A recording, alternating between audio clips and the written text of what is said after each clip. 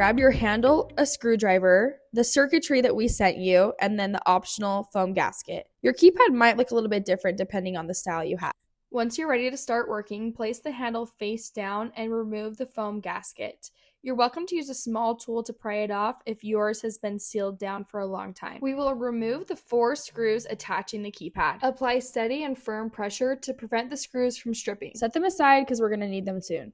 Pull gently against the cable and the keypad will pop out of the casing. If you have the other style, a cap will pop off and reveal the keypad itself. Either way, we're on to the next step. If you were sent a new speaker board, we'll need to remove the old one.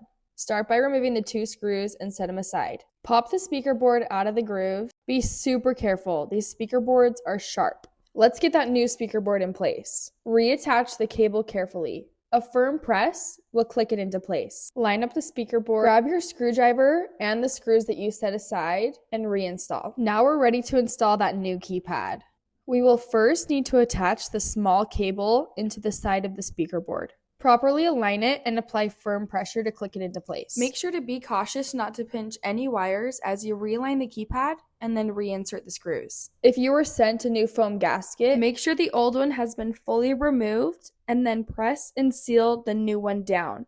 Seal all corners to prevent any lift. Now let's move on to installing the main circuit board, the PCB. We will start by removing the cap on the back side of the handle.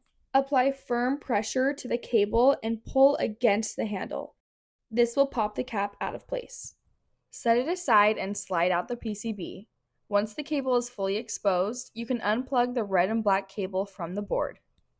Set it down and grab the new PCB circuit board. We will then reverse those steps. Plug the cable into the new board and slide the PCB back into the grooves fitted inside of the handle. Make sure all wiring is tucked away and apply firm pressure to snap the cap back into place. Once that's completed, all circuitry has now been installed. Plug in the front to back portion and confirm that the power has been restored.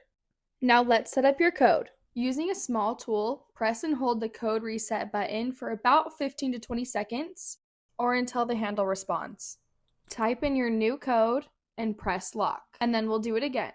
Your new code and press the lock symbol. Give it a test to make sure your new code works.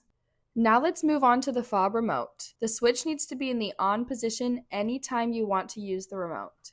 Quickly click the fob learn button and then press the first lock button on your fob. To connect the second set of buttons, we'll repeat the process. Quickly click the learn button and then press the other lock button on your fob. Your batteries will need to be replaced roughly once a year.